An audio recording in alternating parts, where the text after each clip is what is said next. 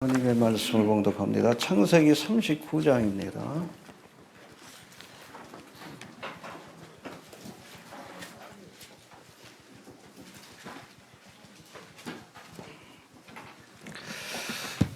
교독합니다. 1절부터 23절까지. 요셉이 이끌려 애굽에 내려가매 바로의 신하 시위대장 애굽 사람 보디발이 그를 그리로 데려간 이스마엘 사람의 손에서 그를 사니라. 여호와께서 요셉과 함께 하심으로 그가 형통한 자가 되어 그 주인의 그 사람의 집에 있으니 그 주인이 여호와께서 그와 함께 하심을 보며 또 여호와께서 그의 범사에 형통케 하심을 보았더라. 요셉이 그 주인에게 은혜를 넣어 주기에 그가 요셉으로 가져온 주문을 듣고자 자기 집과 손님이 하니 그가 요셉에게 자기 집과 그 모든 소유물을 주관하게 한 때부터 여호와께서 요셉을 위하여 그 애굽 사람의 집에 복을 내리심으로 여호와의 복이 그의 집과 밭에 있는 모든 소유에 미친지라. 주인이 그 주를 다 요셉에게 유익이고 자기 소유에는 반석하지 아니하였다. 요셉은 용모가 순수하고 아담하였다. 그 후에 그 주인의 처가 요셉에게 눈짓하다가 동침하기를 청하니 요셉이 거절하며 자기 주인의 처에게 이르되 나의 주인이 다른 정한 소유를 반석지 아니하고 다 요셉에게 유익하였니 이 집에는 나보다 큰 이가 없으며 주인이 아무것도 내게 금하지 아니하였어도 금한 것은 당신뿐이니 당신은 자기 아내임이라. 그런즉 내가 어찌 이 큰 악을 행하여 하나님께 득죄하리이까. 여인이 날마다 요셉에게 청하였으나 요셉이 듣지 아니하여 동침하지 아니하였으므로 함께 있어 아니하니라. 그러할 때에 요셉이 시모하러 그 집에 들어갔더니 그 집 사람은 하나도 거기 없었더라. 그 여인이 그 옷을 잡고 가되 나와 동침하자. 요셉이 자기 옷을 그 손에 돌리고 도망하여 나가매 그가 요셉이 그 옷을 자기 손에 버려두고 도망하여 나감을 보고 집사람을 불러서 그들에게 이르되 보라 주인이 우리 사람을 우리에게 데려다가 우리를 미워하게 하였다. 그가 나를 불렀도다. 내게로 들어오기로 내가 크게 소리 질렀더니 그가 나의 소리질러 부름을 듣고 그 옷을 내게 버려두고 도망하여 나갔느니라 하고 그 옷을 곁에 두고 자기 주인이 집으로 돌아오기를 기다려 이 말로 그에게 고하여 가로되 당신이 우리에게 데려온 히브리 종이 나를 희롱코자 내게로 들어왔기로 내가 소리질러 들었더니 그가 그 옷을 우리에게 버려두고 도망하여 나간다리라. 주인이 그 아내가 자기에게 고하기를 당신의 종이 내게 이같이 행하였다 하는 말을 듣고 심히 노한지라. 이에 요셉의 주인이 그러다가 옥에 넣었으니 그 옥은 왕의 제수를 받는 곳이었다. 요셉이 옥에 갇혔으나 여호와께서 요셉과 함께 하시고 그에게 인자를 더하사 전옥에게 은혜를 받게 하심에 전옥이 옥중 제수를 다 요셉의 손에 맡김으로 요셉한 사물을 요셉이 처리하고 함께 봉독합니다. 전옥은 그의 손에 맡긴 것을 무엇이든지 돌아보지 아니하였으니 이는 여호와께서 요셉과 함께 하시니라. 여호와께서 그의 범사에 형통케 하셨더라. 아멘. 해봅시다. 여호와께서 요셉과 함께 하셨다. 함께 하셔야 합니다. 창세기 39장은 37장에 이어지는 말씀입니다. 이제 형들의 손에 이렇게 팔려서 애굽 땅에 온 요셉이 여기서 바로의 신하 시위대장 보디발의 집에 팔려 종살이를 하다가 여기서도 다시금 억울하게 누명을 쓰고 왕의 죄수를 가두는 감옥에 갇히는 그런 사건이 기록되어 있습니다. 이렇게 감옥에 갇힌 요셉은 이곳에서 왕의 술 맡은 관원의 꿈을 풀어주게 되므로 할렐루야. 훗날 바로왕 앞에 서서 그 꿈을 풀어주고 애굽의 총리 대신이 되는 귀한 은혜를 경험하게 됩니다. 할렐루야. 자, 그 구체적인 말씀을 살펴보기 전에 우리가 지난 시간에 살펴본 38장 어떻게 보면 스캔들인데 유다와 며느리 다말 사이에서 베레스라는 아들 이 결국에는 메시아의 계보에 들게 됩니다. 알겠습니까? 이 다말은 바로 교회를 상징해요. 우리가 자격이 없지만 하나님의 은총으로 우리가 생명책에 기록되는 그런 은혜를 얻게 되는 것입니다. 알겠습니까? 욕하기 전에 그 모습이 내 모습이다. 해봅시다. 그 모습이 내 모습이다. 혈연적으로, 민족적으로, 또 도덕적으로 자격이 없지만 주님의 은혜로 우리가 하나님의 생명책에 그 이름이 기록되고 우리가 예수님을 신랑으로 섬기는 그리스도의 신부가 된 줄로 그렇게 믿으시길 바랍니다. 잠깐 한번 좀 복수해 봅니다. 유다의 첫째 아들 엘은 하나님 앞에서 악행을 행하다가 죽었다라고 말씀합니다. 구체적으로 그 악행이 뭔지 모르지만 하나님이 치실 정도면 뭐 우상숭배나 아니면 동성애에 빠지지 않았을까 그렇게 추측하고 있습니다. 둘째 아들 오나는 기업 물을 자의 책임을 회피하다가 형이 자식을 낳지 못하고 죽으면 계대 결혼법에 의해서 그렇죠? 동생이 형수와 결혼해서 자식을 낳아서 후사를 이어줄 책임이 있어요. 그렇게 해서 낳은 첫째 아들은 누구의 아들이에요? 형의 아들, 엘의 아들이 되는 거예요. 이해가 됩니까? 그래야 가문이 끊기지 않는 거예요. 지금이야 뭐 사람들이 많지만 이때는 인구가 적을 때니까 한 집안의 가문이 끊긴다는 것이 굉장히 심각한 일이기 때문에 하나님께서 이 계대의 결혼법을 허락하신 가운데다. 알겠습니까? 지금도 뭐 그렇게 하라는 얘기 아니에요. 지금 상황이 달라진 겁니다. 알겠습니까? 예. 두 아들의 죽음을 본 유다가 며느리 다말에게 이제 셋째 아들 셀라를 줘야 되는데 주지 않았어. 또 죽을까봐. 그렇죠? 그러다가 하나님과 사람 앞에서 부끄러운 일을 겪게 된 거예요. 알겠습니까? 이제 다말이 시아버지 유다를 속이고 그를 미혹하여 베레스라는 아들을 얻었는데 그렇게 해서라도 이 다말은 원래 가난한 여자예요. 혼인관계가 파괴가 되면 결코 이스라엘의 족보에 들 수 없는 여인입니다. 그렇게 해서라도 하나님의 백성이 되고자 하는 할렐루야 유다 지파의 며느리로 남고자 하는 그 마음을 하나님께서 귀히 여기신 거예요. 천국은 침노하는 자의 것입니다. 도덕적으로 이런 민족적으로 문제가 많지만 그러나 하나님의 은혜를 사모하는 마음 그렇죠? 룻도 그렇잖아. 어머님이 하나님이 나의 하나님이 되실 것이다. 할렐루야. 그 마음으로 여러분 낯선 가나안 땅까지 찾아왔기에 보아스로부터 은혜를 얻게 된 거예요. 사모하시길 바랍니다. 여러분 도덕적인 사람이 은혜 받는 것이 아니고 구원받는 것이 아니고 자격 있는 사람이 구원받는 게 아니에요. 하나님의 은혜를 사모하는 자가 할렐루야 그 은총과 구원의 은혜를 얻게 된다라고 이 사건을 통해서도 우리에게 분명히 말씀해 준 거예요. 이게 다말이 나예요. 이해가 되십니까? 우린 자격이 없어. 도덕적으로도 윤리적으로도 문제가 많은 사람이야. 그러나 하나님의 은총을 구하는 그렇죠? 주의 옷자락으로 시녀를 덮으소서. 그렇죠? 주의 은총을 구하는 그 마음만 있으면 지금도 하나님께서는 우리를 그 은혜의 옷자락으로 덮어주시고 그리스도의 신부로 삼아 주십니다. 이해가 되시죠? 예. 다말은 시아버지 유다를 속이고 그를 미혹하여 베레스라는 아들을 얻었는데 그 후손이 바로 다윗이고 그 다윗의 후손에서 예수님이 오신 겁니다. 이 아들로 인해서 메시아의 계보에 그 이름이 올라가는 축복을 얻게 되었는데 사실 여러분 우리 마태복음 1장에 나오는 메시아의 계보를 보면 아브라함으로부터 시작돼가지고 쭉 나오는데 여자가 네 사람이 나와. 첫 번째가 다말 해봅시다. 다말, 라합, 룻, 밧세바. 다 문제가 있는 여자. 네? 다 문제가 있어. 라합의 직업은 뭐요? 기생이요. 비슷한 직업 가진 사람이 또 우리나라에도 있는데 그렇죠? 높은 자리에. 네? 그런데 아무튼 기생이요. 그럼에도 불구하고 하나님의 은혜를 사모함으로 구원받았어. 가난한 여자고. 룻도 마찬가지고. 밧세바도 마찬가지잖아요. 부도덕한 여자 아니요. 왜 그냥 그 저거 한 사람이 왜 다윗을 미혹해가지고 그쵸? 왜 보는 데서 목욕을 해? 이상한 여자예요. 알겠습니까?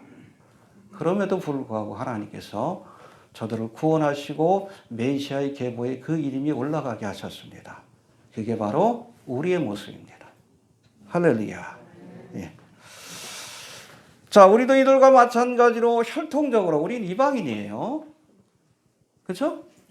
여러분 지금도 유대인들은 이방인을 개로 여깁니다. 그래서 뭐 천국과 지옥에 대해서 탈무드에서 이야기할 때 유대인 가운데 하나님을 잘 섬기고 선을 행한 사람은 어디가? 천국 가고, 유대인 가운데 하나님과 상관없는 삶을 살면 이방인 어디야? 지옥의 땔감이라고 얘기해요. 아예 구원의 뭐 대상조차도 되지 않는다라고 얘기를 합니다.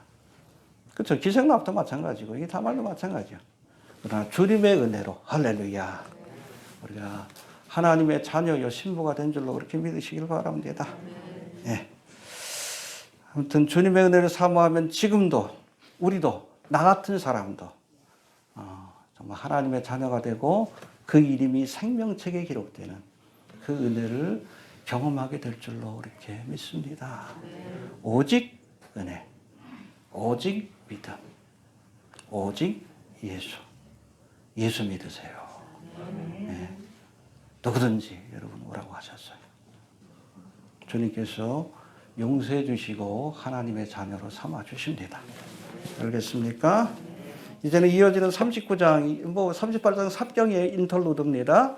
왜 그런가 하면 그 유다의 계보가 중요하기 때문에 그래요. 메시아의 계보이기 때문에 뜬금없지만 그거를 거기다 넣어놓은 거고, 이제는 37장에서 이어지는 39장의 말씀을 통해 요셉을 통해서 하나님께서 일하시는 그 모습들을 살펴봅니다. 먼저 1절 봅시다. 시작. 요셉이 그야 저기 바로의 신하 시위대장 외국 사람 모디발이 그를 위로 들어간 이스라엘 사람의 손에서 그를 살리라. 할렐루야. 여러분, 형들의 손에 의해 이스마엘 사람에게 팔린 요셉은 다시금 애굽 땅으로 와서 하필이면 바로의 시위대장 보디발의 집에 팔리게 되었어요. 하나님의 경륜입니다. 그렇게 하신 겁니다. 요셉이 바로의 측근인 시위대장의 집에 팔렸기에 훗날 억울하게 누명을 쓰고 감옥에 갈 때도 일반 감옥이 아닌 왕의 제수를 가두는 감옥에 갇힐 수 있었던 거예요. 할렐루야. 거기서 누굴 만날 수 있었어요? 왕의 술 맡은 관원, 비서실장이에요. 측근입니다. 그 사람 꿈을 풀어줬기 때문에 나중에 바로 왕의 꿈을 풀어주고 애굽의 총리 대신이 될 수 있었던 것이고, 그런 지위와 권세를 가졌기 때문에 기근으로 인해서 죽을 수밖에 없는 그의 형제와 이스라엘을 구원하게 된 거예요. 할렐루야.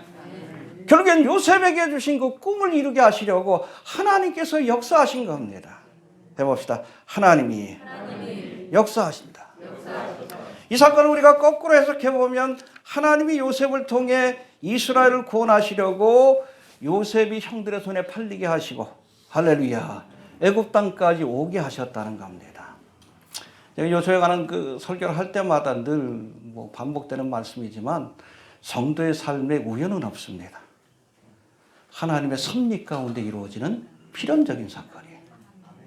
네, 해봅시다. 성도의 삶에 우연은 없다. 하나님이 우리의 삶을 인도하십니다.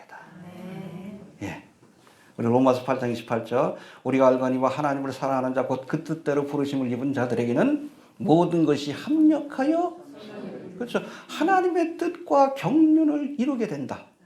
때로는 감옥에 갇히는 사건을 통해서도, 종으로 팔리는 사건을 고난을 고난을 통해서도 결국엔 이것이 하나님의 뜻을 이루는 수단이 된다. 그래서 우리 믿음의 사람들은 고난의 순간에도 낙심할 필요가 없어. 사망의 음침한 골짜기를 지날 때도 낙심할 필요가 없어요. 이 사망의 음침한 골짜기를 지나면 뭐가 있어?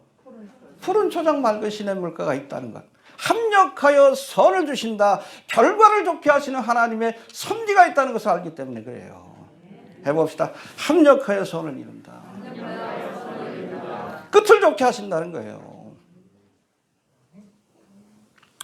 과정엔 좀 어려움이 있어도, 그렇죠? 끝이 좋아야 돼. 끝이. 인생도 끝이 좋아야 돼. 과정이 아무리 좋아도 그냥 끝에 그냥 이상한 짓 하면 결국에는 그 이름이 부끄러운 거예요. 끝이 좋아야 돼. 신앙생활도 주님 오실라 가까워요. 부탁드립니다. 끝까지 잘합시다. 시작과 과정이 중요한 게 아니에요. 예수님 오실 때 예수님 부인하면 가론유다요. 예수님 오실 때 그래도 예수님을 기억하면 우편강도라도 되잖아. 끝이 중요해. 오메가 포인트가 얼마 안 남았어요. 종말에 관한 성경 예언들이 눈앞에 펼쳐지고 있습니다. 끝까지 잘합시다. 끝이 좋아야 합니다. 합력하여 선을 이루어야 돼. 결과가 좋아야 돼. 요셉의 삶도 결과가 좋잖아. 네? 하나님께서 함께 하셨기 때문에 그래요. 자, 2절 3절 봅시다. 2절 3절 시작. 여호와께서 요셉과 함께 하심으로 그가 형통한 자가 되어 그 주인을 사랑하는 주인이니 그 주인이 여호와께서 그와 함께 하심을 보며 또 여호와께서 그의 범사에 형통하게 하심을 보았더라. 할렐루야. 요셉과 여호와가 함께 하심으로, 여호와께서 요셉과 함께 하심으로 그가 형통한 자가 되었다. 할렐루야. 이 보디발의 집에 가면 보디발의 집이 형통했어요. 감옥에 갔더니 감옥이 형통한지 모르겠지만 우리 뭐 저 간수로 있는 분이 계시니까 나아지겠죠. 죄수들도 말을 잘 듣고, 그렇죠? 싸우지도 않고 어떤 감옥이 형통하는 그런 축복이 맺고, 나중에 여러분 바로왕 앞에 서가지고 애굽의 총리 대신이 되었을 때는 사실은 여러분 7년 기근으로 나라가 망할 수 있는 상황입니다.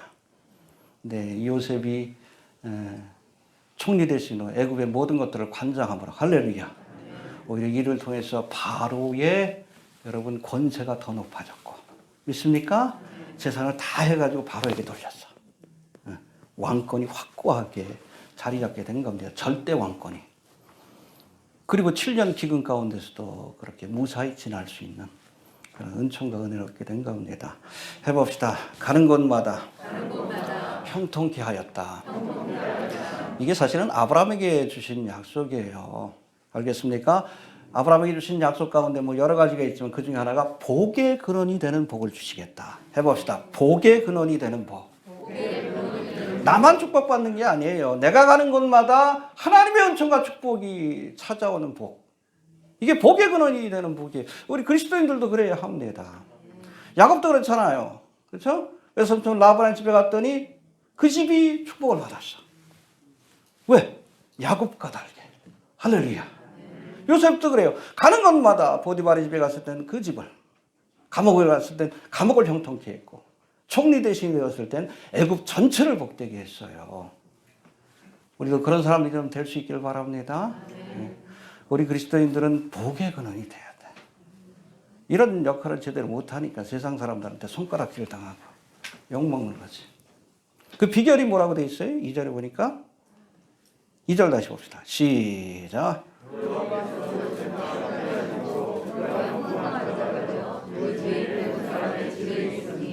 하나님이 함께 하셔야 돼요. 하나님이 함께 하실 때에 그가 가는 건가? 왜? 하나님이 복의 근원이시니까.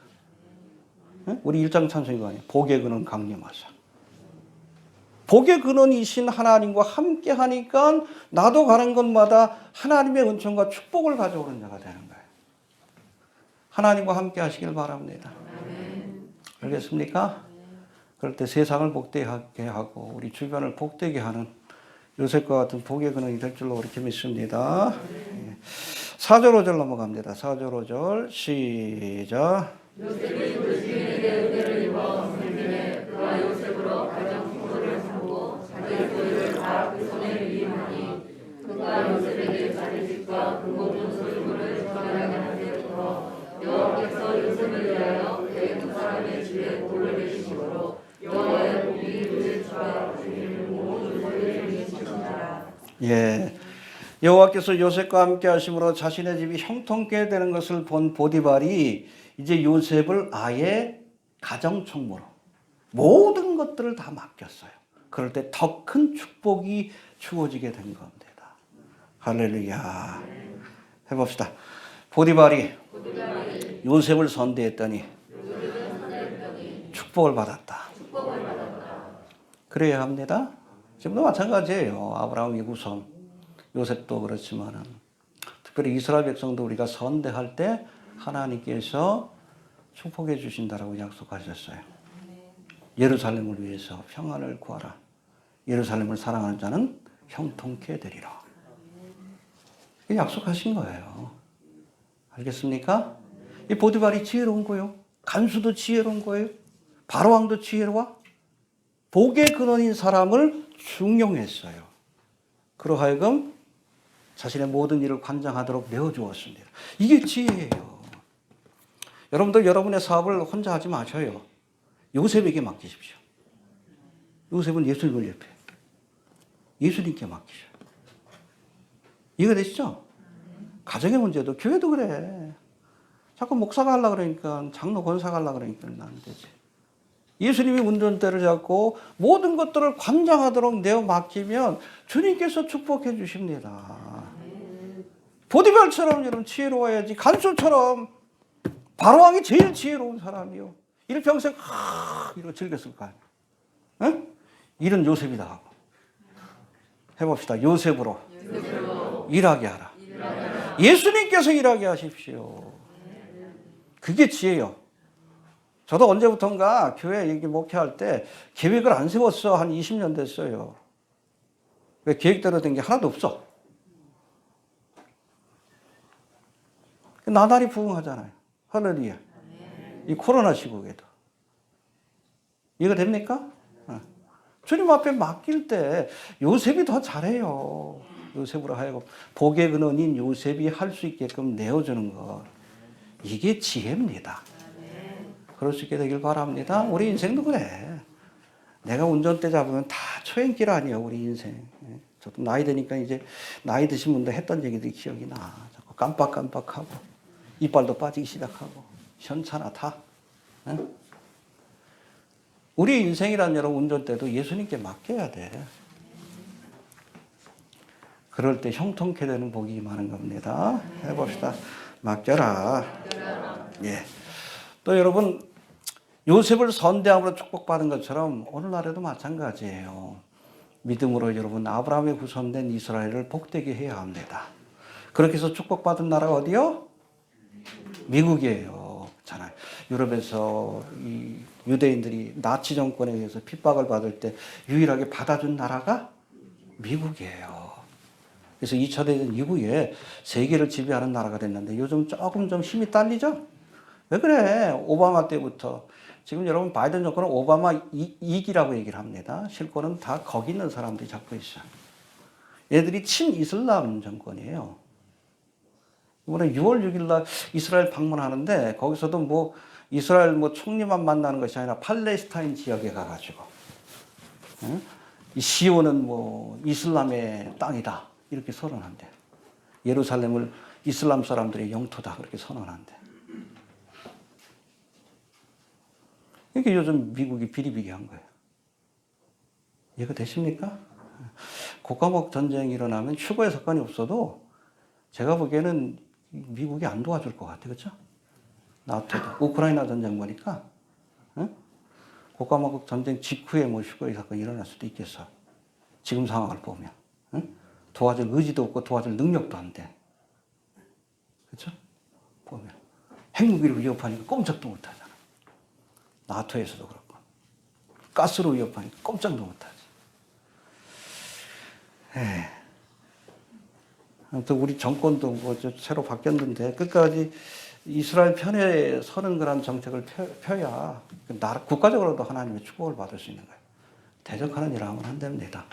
너를 축복하는 자에게 축복을 주고 저주하는 자에게 지금까지도 이 원리는 이 원칙은 유효합니다.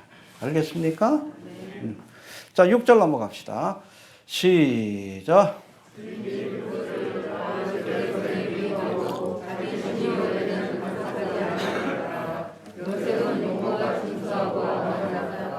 네, 요셉은 잘생긴 사람입니다. 영어 성경에 보니까 준수하고 아담하다, handsome in form and appearance라고 돼 있는데 얼굴만 잘생긴 게 아니에요. 몸 전체가 영화 배우처럼 잘생긴 거예요.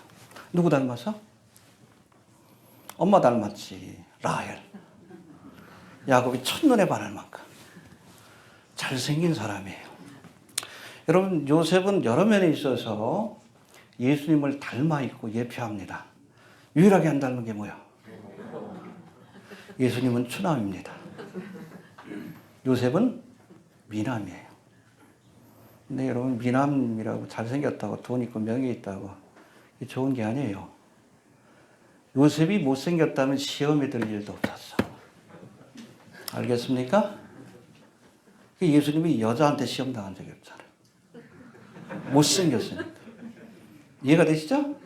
사도 바울도 못생겼어요. 기록에 의하면. 머리도 대머리고 가끔 가다 그냥 간질로 파동머리 되고. 매력이 없지. 저도 매력이 없잖아. 그렇잖아요. 시험 될 일이 없지.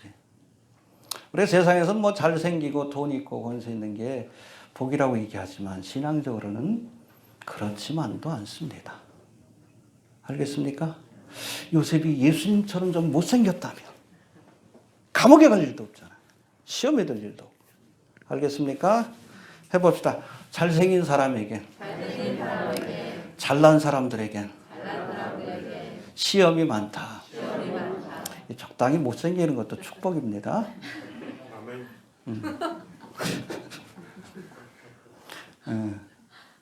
잘생긴 분들은 기도 많이 하셔요. 대표적인 일례가 누굽니까? 다윗이 낳은 아들 가운데 누가 제일 잘생겼어요? 무슨 솔로몬이요? 아니지.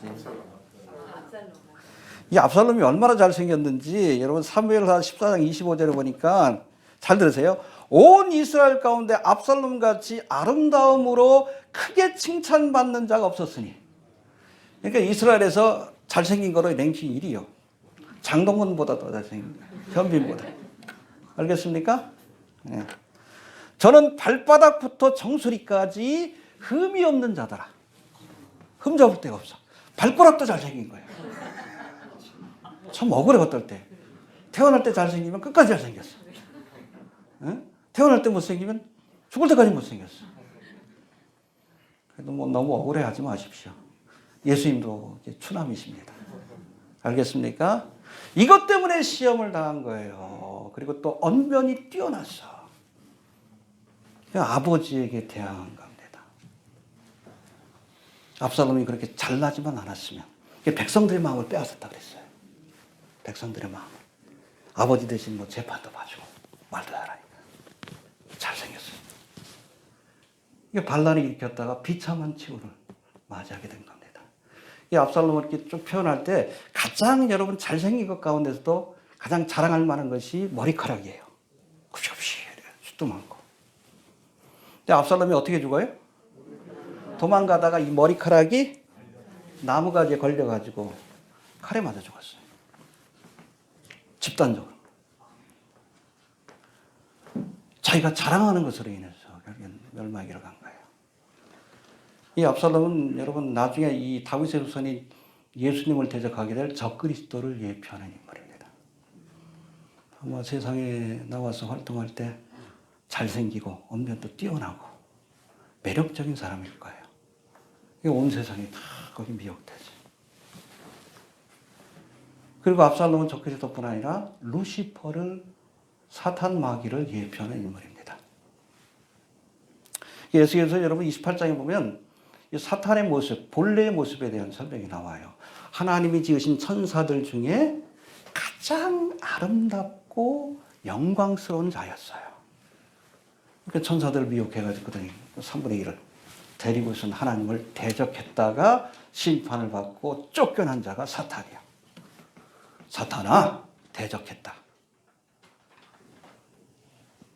그래서 지금도 여러분 사탄 마귀를 광명의 천사. 원래 루시퍼의 모습이에요. 여러분 루시퍼가 사람들한테 나타날 때 못생긴 모습으로 나타나지 않습니다. 본래의 모습으로. 얼마나 잘생기고 아름답겠어요. 그게 여러분 하나님 보낸 천사라고 착각하고 미혹되는 거지. 이놈한테들 이렇게 전승 보면 동굴에서 기도했는데 주의 천사가 나옵니다. 광명한 천사. 사탄이지. 사탄이에요. 해봅시다. 차라리 못생긴 게 복이다.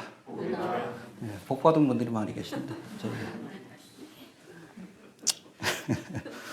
여러분 외모로 인해서 시험에 들 사람이면 차라리 못생긴 외모를 가진 것이 복된 것이고 할렐루야.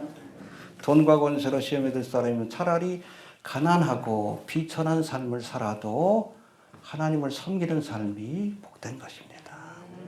아고레 자문에서도 그러잖아요. 주여 나로 하여금 너무 가난하게도 마옵시고 부자도 되지 않게 해주옵소서. 가난해가지고 시험에 들까 두렵고 또 너무 재물이 많아서 하나님을 모른다 부인할까 두렵습니다. 적당히. 알겠습니까? 어차피 왔다가 지나가는 거예요. 시험에 들 거면 차라리 못생긴 게 낫습니다. 알겠습니까? 예.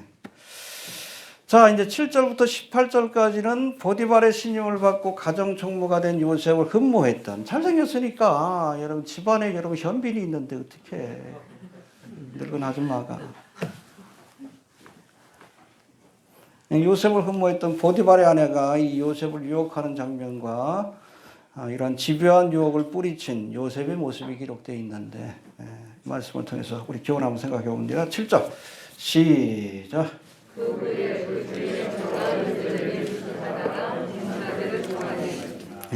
그 후에 이 그 후에란 것은 요셉이 보디발의 집에 종으로 팔려와서 보디발의 아내의 유혹을 받은 시점을 의미하는데 이후로 3년간 옥살이를 하다가 30세의 나이에 바로왕 앞에 서게 됩니다. 그러니까 이때 나이가 몇 살이요?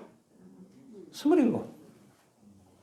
가장 여러분 성숙하고 육체적으로도 그만큼 성적인 유혹에도 넘어가기 쉬운 때예요. 그럼에도 유혹을 뿌리쳤습니다. 할렐루야. 그래서 여러분 요셉의 믿음이 귀한 거예요. 알겠습니까? 8절 9절 한번 봅시다. 시작. 요셉이 거절하며 자기 주인의 사이에 이르되 나의 주인이 가장자만 소유를 감사하지 아니하고 나와 요셉이 하시니 이 집에는 나보다 복은 없으며 주인이 아무것도 내게 하지 않으셨고 그만 것은 당신뿐이니 당신은 자기 아내이니라.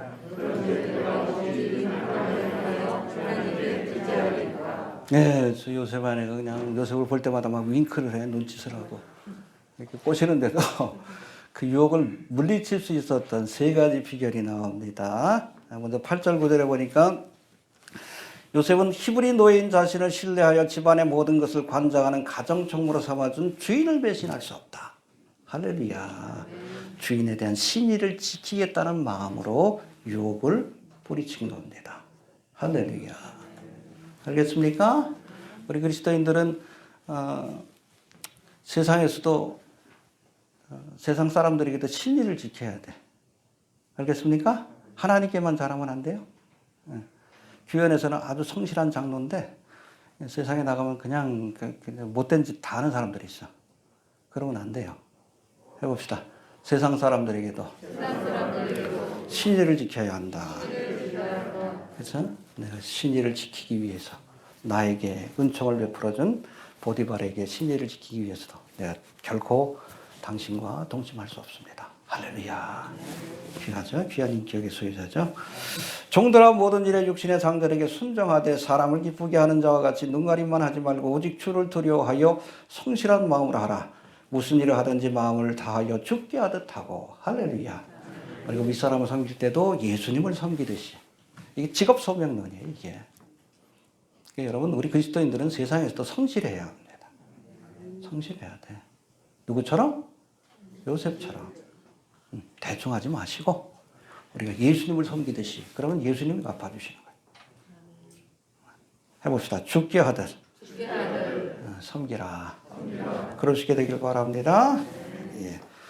여러분 요셉이 보디발의 아내의 유혹을 물리칠 수 있었던 또 다른 비결은 요셉의 마음속에 하나님을 두려워하는 마음이 있었기 때문에 그래요. 그래서 우리 9절의 말씀이 중요해요. 9절 시작. 이 집에는 나보다 돈이 없으며 주인이 아무것도 내게 통하지 않으면서도 그만 것은 당신뿐이니 당신은 자기 아내이라. 그런즉 내가 어찌 하나님을 행하여 하나님께 의지하겠다. 예, 그렇죠. 주인의 아내와 동침하는 것은 주인에게도 죄를 짓는 거지만 그 전에 먼저 하나님께 죄를 짓는 것이다. 해봅시다. 큰 악을 행하여 하나님께 득죄하리까. 여러분 모든 죄는 다 하나님께 짓는 죄입니다. 알겠습니까? 그래서 우리 10계명 보면 1계명부터 4계명까지가 뭐예요? 하나님께 대한 규례예요. 이것도 죄지만 5계명부터 10계명까지가 뭐예요? 부모를 공경해라, 살인하지 마라, 간음하지 마라. 이것도 하나님께 짓는 죄예요. 우리가 여러분 세상에서 죄를 지었을 때 사람들에게 사람한테도 용서를 구해야 되지만 하나님께도 용서를 구해야 돼. 어떤 사람은 뭐 내가 하나님께 용서받았으니까 뭐 사람한테 용서를 받을 필요가 없다. 아니요. 그러니까 미량이라는 영화가 나온 거예요. 사람에게 용서받지 못하면 하나님께서도 용서 안 합니다. 합당한 형벌을 받아야지. 그리고 하나님께 용서를 구하는 거예요. 왜 그럽니까? 여튼 모든 죄는 다 하나님께 죄를 짓는 거예요. 그렇죠? 개인적인 문제가 아니에요. 주인에게 잘못한 거 아니에요. 그 전에 먼저 간음하지 말라 하신 하나님께 득죄한다는 것을 알고 이런 신전의식을 가지고 이 시험을 유혹을 물리친 겁니다. 할렐루야. 네. 이게 뭐예요? 코람데오의 신앙입니다. 여러분 하나님께서는 우리의 모든 것들을 다 지켜보셔요. 머리털이 몇 개예요? 근데 하나님은 아셔요. 알겠습니까? 여러분이 행하는 좋은 일 할 때만 보시는 것이 아니라 부끄러운 일을 행할 때도 다 보고 계십니다. 주님 앞에 서기 전에 회개해야 되는 거예요. 이해되시죠? 여러분 시편 139편에 보니까 주께서 나의 안고 일어섬을 아시며 멀리서도 나의 생각을 통촉하시며 여러분의 생각까지 아셔요. 마음으로 짓는 죄도 죄입니다. 그렇죠? 간음하지 않아도 여인을 향해 음욕을 품으면 이미 간음했다. 예수님 그러시죠. 나의 길과 눕는 것을 감찰하시며 나의 모든 행위를 익히 아시나이다. 감찰한다는 걸 쭉 지켜보는 거예요. 전지전능하신 분이에요. 그래서 하나님 앞에서는 죄를 숨길 수도 없고 숨겨라고 해서도 안 되는 거예요. 요셉이 알아요. 나의 모든 것들을 하나님이 보고 계시다.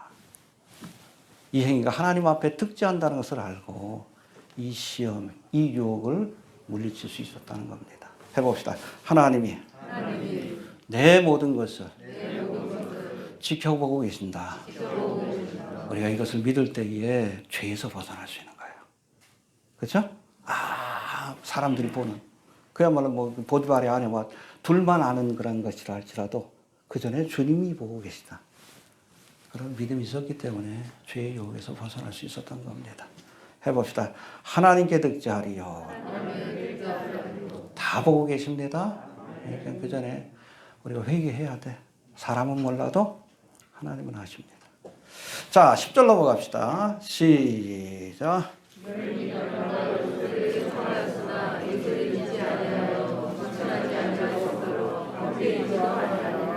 예, 그러니까 하나님께 대한 그런 믿음으로 신전 의식으로 유혹을 물리쳤고 두 번째는 함께 있지 않았어요. 함께 하면 안 됩니다. 복 있는 사람은 죄인의 길에 서지 아니하며 오만한 자의 자리에 같이 있다 보면 죄를 짓게 되는 거예요. 함께 하면 안 됩니다. 알겠습니까? 아예 그냥 함께 하지 않았어요. 시험 받을 일을 차단한 거예요. 여러분 시험 받고 나서 물리치는 것보다 아예 여러분 시험 받을 일을 차단하는 것이 지혜입니다. 나는 이 정도쯤이 아니요. 그런 사람들이 다 넘어가. 다 넘어가. 유혹받을 자리를 피해야지. 나는 이 정도쯤. 그 사람이 넘어가요. 목회자도 신방 갈 때 꼭 뭐 젊은 청년들 있고 뭐 젊은 집사들 있으면 꼭 나이 드신 권사님이나 사모하고 가야 돼. 처음부터 시험될 일들을 차단을 해야지. 이해가 되셔요? 나는 다윗도 넘어갔는데 뭘? 다윗보다 훌륭해? 나도 그럴 수 있다고 생각하고 함께 하지 않아야 돼요. 요셉도 함께 하다 보면 넘어갔을 거예요. 해봅시다. 함께 하지 마라. 마귀로 틈타게 하면 안 됩니다. 예, 기회를 주지 않아야 합니다. 그 다음에 세 번째. 첫 번째는 신전의식을 갖고 두 번째는 죄의 자리에 함께 하지 않는 것이고 그 다음에 12절. 세 번째 비결. 시작.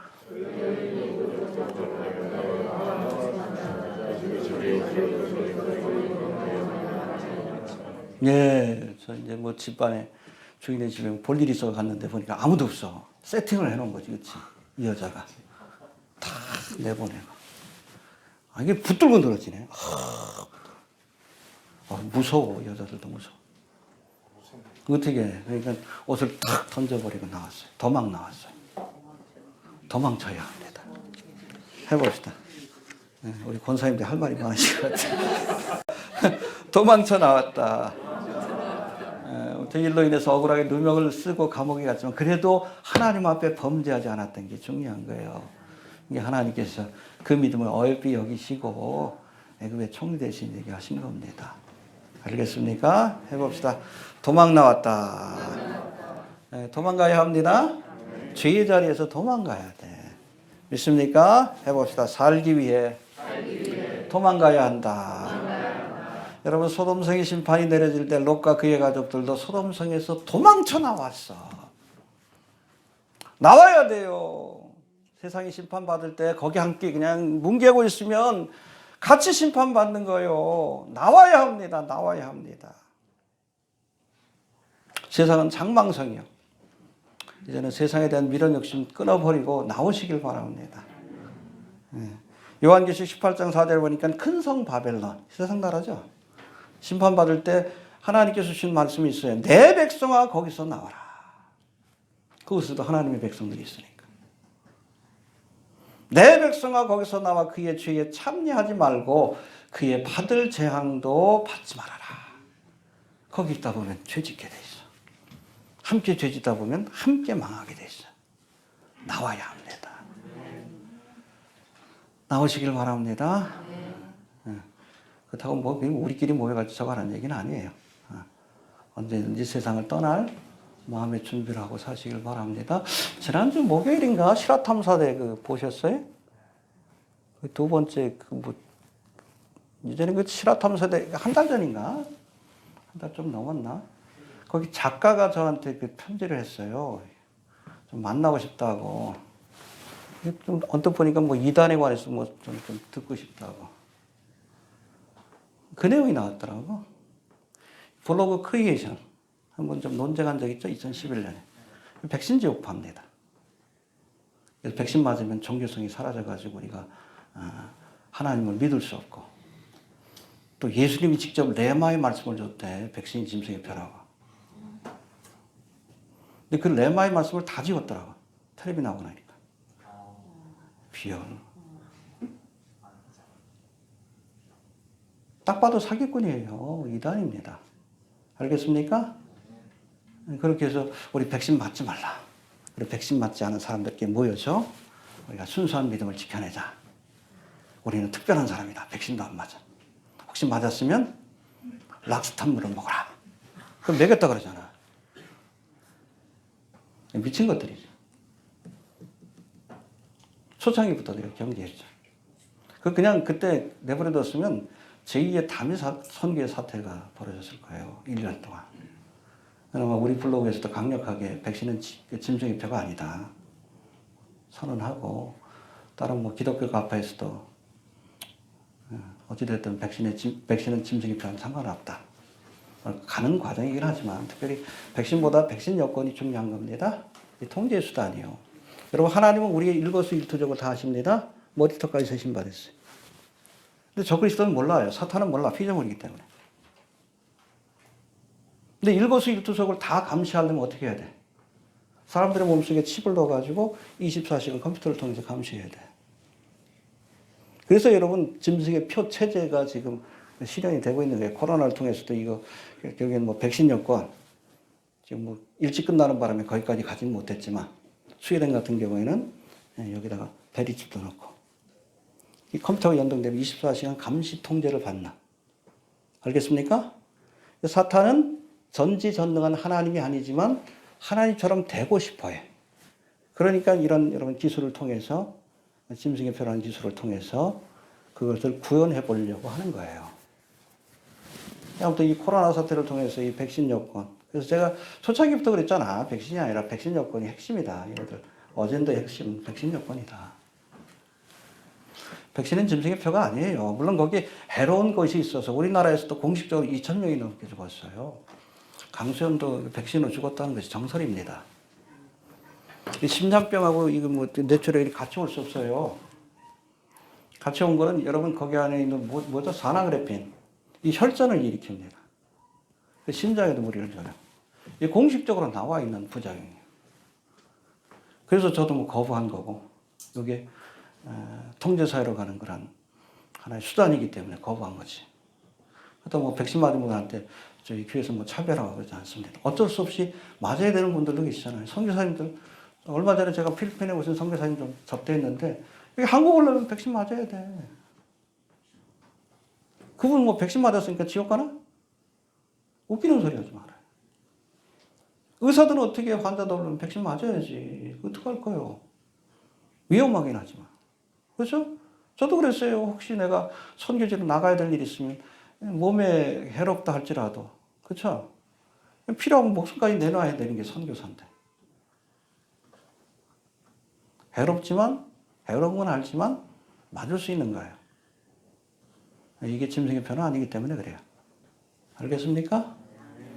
그런 주장하다가 우리 불러 그냥 그렇게 욕하고 그렇게 하더니 결국엔 사고 쳐가지고 텔레비에 나오고 좋네. 텔레비전. 바보들이지. 그렇게 경고해도 듣질 않아요. 여러분, 거짓 선지자들의 역할이 있어. 말씀 안에 바로 서 있는 그리스도인과 그렇지 않은 사람을 나누는 일종의 심판의 도구입니다. 마지막 때가 될수록 워낙 미혹하는 자들이 많아요. 이상하면 여러분 성경을 통해서 확인하시길 바랍니다. 내가 하나님의 말씀을 모르면 그런 이상한 것들한테 또 미혹이 돼요. 저도 뭐 사역 초창기 때 보면 그때는 그게 유행했어. 도피처. 갈뻔한 사람이 있어. 제가 누군지 얘기를 안 해. 누군지 얘기는 안 해. 유행이 바뀌는 거예요. 패턴이 바뀌는데, 그러나 주장하는 건 똑같아요. 우리한테 와야 구원받는다. 우리는 특별하다. 그러죠, 제가. 특별하다 그런 사람들이 특별히 문제가 있어요. 우리 교회는 특별한 교회 아니에요. 정상적인 교회입니다. 알겠습니까? 한국 교회가 이래야 돼. 정말 너를 너무 모르니까. 10년 넘게 사역하는데도 그래도 뭐 들으려고 하지 않으니까 답답한 것 뿐이지. 모든 한국 교회가 우리 교회 같길 원합니다. 전 그래요. 우리 특별한 교회가 아니라 다른 교회들도 이래야 돼요. 주님 오시려고 가까운데 그렇잖아. 종말의 때니까 종말에 관한 설교해야 되는데 왜 안 해? 예? 왜 안 해요? 책까지 그냥 공짜로 나눠주는데도. 보고 좀 설교하라고 그러는데도. 그래. 무슨 얘기 하다 그랬죠? 아무튼 주님 오시려고 가깝습니다. 자, 19절 20절 봅시다. 19절 20절. 이제 감옥에 갇힌 요셉이 행적을 한번 살펴봅시다. 19절. 아니죠. 맞나?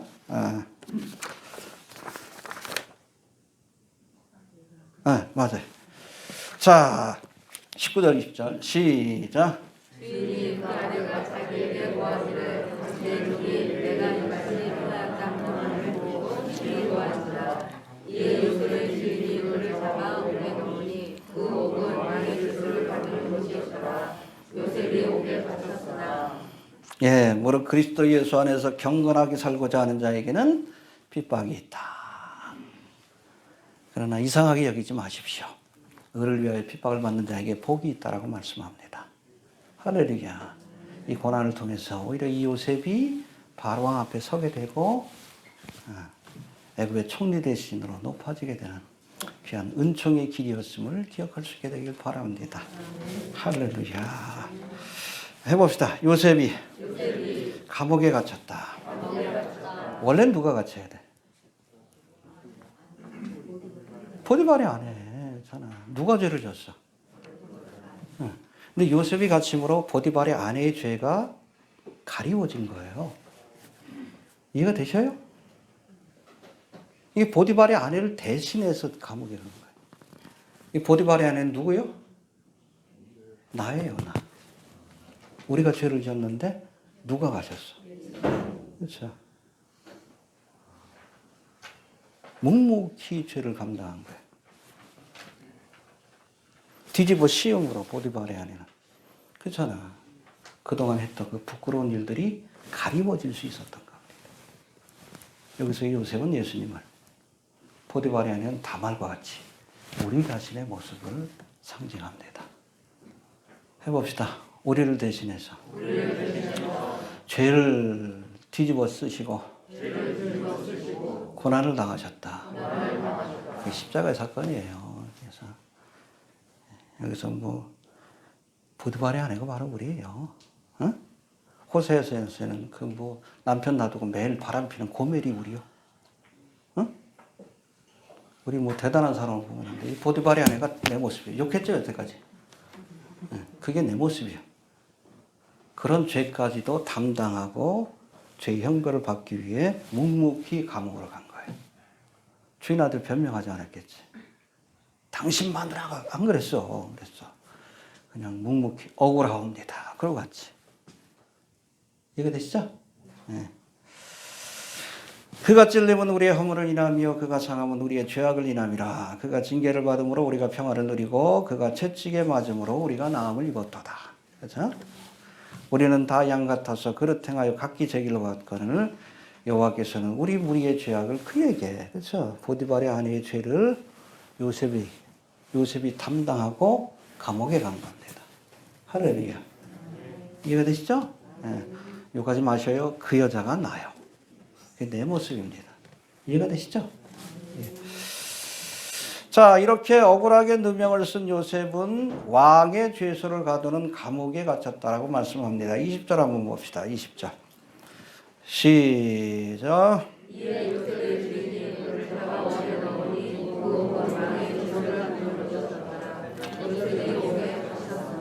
예, 이건 필연적 사건입니다. 여기에 가두시라고 하나님께서 섭리하신 거예요. 왕의 죄수를 가두는 감옥에 갇혔으니까 왕의 신하를 만난 것이고 그 왕의 신하를 만나서 꿈을 풀어줬기에 2년 뒤에 바로왕 앞에 설 수 있었던 거예요. 앞서 시작할 때도 그랬지만 그리스도 안에서는 여러분 우연은 없어요. 저도 그래요. 이게 돌아보면 왜 하나님께서 이렇게 어려움을 주셨나. 그렇죠? 이때를 위함이 아니지 어찌 알겠느냐. 고난을 주실 때도 뜻하지 않은 축복을 주실 때도. 에스더가 그랬죠. 이때를 위함이 아니지 어찌 알겠느냐. 너를 이렇게 높여주신, 고난을 주실 때도 이유가 있어. 높여주실 때도 이유가 있어요. 그 뜻을 알고 실행하는 자에게 하나님의 은총과 축복이 주어지는 거예요. 해봅시다. 하나님께는 우연이 없다.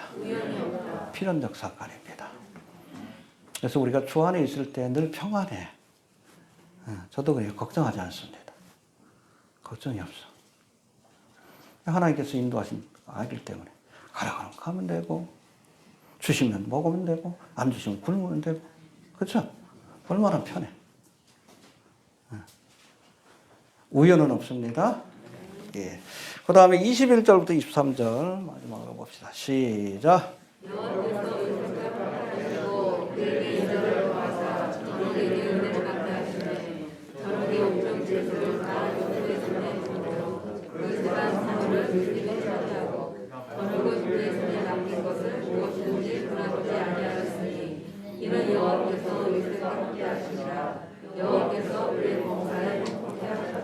패턴이 다 똑같아요. 여호와께서 함께 하심으로. 그렇죠? 그런 요셉을 잘 선대할 때에 보디발의 집에 축복을 받고 전옥이 축복을 받고 감옥이 애굽 땅이 축복을 받은 겁니다. 할렐루야. 여기서도 또 똑같은 말씀이 나오죠. 요셉과 하나님이 함께 하셨다. 여러분 모든 그리스도인들이 복의 근원이 되는 건 아니에요. 하나님이 함께 하실 때. 그럴 때 하나님으로 인해서 내 안에 계신 주님으로 인해서 내 주변의 사람들이 축복을 받는 역사가 나타나는 겁니다. 교회도 주님이 함께 하셔야 돼요. 또 우리도 주님과 함께 해야지. 그래야 여러분 이 교회를 통해 한국교회가 축복받는 역사가 나타나는 거죠. 함께 해야 합니다. 두 번째 요셉은 어느 곳에 가든지 충성했어요. 보디발의 집에서도 그렇잖아. 아버지 집에 있을 때도 아버지가 명령을 내리니까 125km 먼 길까지 그렇죠? 가서 형들에게 안부를 전하고 그러다가 뭐 잡혔지만 그래서 보디발의 집에 와서도 주어진 일에 뭐 종살이가 뭐 기쁘다고 열심히 해. 가정 총무가 되고 그렇게 억울하게 좀 감옥에 갔으면 그냥 넋을 놓을 만도 한데 거기서도 열심히 해. 뭐 이렇게 저거 하다가 열심히 해. 그러니까 전역이 다 맡겨버리지. 애굽의 총리 대신이 돼서도 열심히 일했어요. 바로 왕을 위해. 할렐루야. 여러분 작은 일에 충성할 때 큰 걸 맡기는 거예요. 우리가 이 땅에서 하나님을 위해서 일하는 것들은 여러분 내가 주님을 위해서 대단한 일을 한다고 생각하지 마십시오. 우리의 충성을 시험하는 기간이에요. 우리가 이 땅에서 행하는 건 뭐라 큰 일 하고 있어. 작은 일이지. 근데 이 일에 충성하면 천년왕국 돼. 또 영원한 여러분 신천신지 새 예루살렘에서 하나님께서 큰 사명을 맡겨주실 겁니다. 충성을 시험하시는 겁니다. 그래서 여러분 이건 뭐 교회일만 포함되는 게 아니에요. 교회를 안 했잖아. 그렇잖아. 감옥 일이 무슨 뭐 하나님의 일이야. 주어진 일에 최선을 다해야 돼. 그렇죠? 사업하는 사람 사업. 또 가정주부면 열심히 맷돌질하는 일에 충성하시고 주님을 섬기듯이 섬기고 그럼 하나님 나라 가서 큰 것으로 맡겨주십니다. 해봅시다. 작은 일에 충성할 때 큰 것을 맡겨주신다. 뭐 켈빈의 직업 소명론이 그거예요. 모든 일은 다 하나님이 주신 사명이다. 알겠습니까? 도적질 같은 건 아니고 죄 짓는 일이 아니면 우리가 직장에서 일하는 것도 하나님의 일이에요. 우리 가정적으로서 가족들을 잘 돌보는 것도 하나님의 일이에요. 알겠습니까? 자꾸 뭐 한국교회가 이상해져가지고 요 안에서만 하는 일이 하나님의 일이라고 하는데 할 거 없어요. 목사가 하는 일이지 뭘. 여러분들은 나가서 열심히 하십시오. 주어진 일 가서 열심히 좀 전도하고 교회에서는 좀 말씀 듣고 쉬고 충전하고 그렇죠? 점심도 맛있는 거 해드릴 테니까. 알겠습니까? 오늘은 라면인데 다음 주에는 홍게를 제가 좀 할게요. 홍게장을. 전에 한번 이렇게 감탄을 해? 한번 가족들하고 좀 갔더니 너무 맛있더라고요. 다음 주에 남으셔요. 식사하고 가시길 바랍니다. 우리가 캐리그마죠. 말씀을 선포하는 시간이고 디다케 말씀을 가르치는 시간이고 교회 여러분 있어야 될 그런 필수 요소 중에 하나가 코인원입니다. 성도들끼리 떡을 떼며 좀 교제하는 시간을 좀 나눠야 돼요. 2부 예배까지 참석 안 하셔도 되니까 식사는 꼭 좀 하고 가시길 바랍니다. 알겠습니까? 2년 동안 이게 끊어져 가지고 회복하는 데 좀 시간이 걸릴 것 같은데. 아무튼 작은 일에 충성합시다. 그럼 큰 걸 맡겨주십니다. 예, 정리합니다. 보디발의 집에 종으로 팔려간 요셉은 보디발의 집을 형통케 했고 또 억울하게 누명을 쓰고 감옥에 갔을 땐 감옥을 형통케 했습니다. 이렇게 작은 일에 충성이 있기에 하나님께서 훗날 애굽 전체를 책임지는 총리 대신이 될 수 있도록 그렇게 큰 것을 맡겨주신 줄로 믿습니다. 용모가 준수했던 요셉을 보디발의 아내가 미혹했으나 요셉은 나를 신임해준 주인과 하나님 앞에 득죄할 수 없다는 그런 고백을 가지고 그 미혹을 물리쳤고 할렐루야. 이 미혹을 물리친 대가로 누명을 쓰고 범죄한 보디발의 아내를 대신해서 감옥에서 형벌을 받았지만 하나님은 이런 고난을 통해서 요셉이 바로왕 앞에 서게 하셨습니다. 할렐루야. 어려운 순간에도 요셉처럼 믿음과 정절을 지키고 주어진 사명에 충성하는 자에게 하나님의 은총과 축복이 주어진다는 것을 잊지 않길 바랍니다. 어려워도 최선을 다합시다. 감옥살이를 해도 알겠습니까? 억울한 종살이를 해도 주님 앞에 최선을 다하면 합력하여 선을 주실 줄로 그렇게 믿습니다. 주신 말씀 붙들고 우리 잠깐 한번 기도합니다. 하나님 은혜를 감사합니다. 오늘도 귀한 말씀을 통해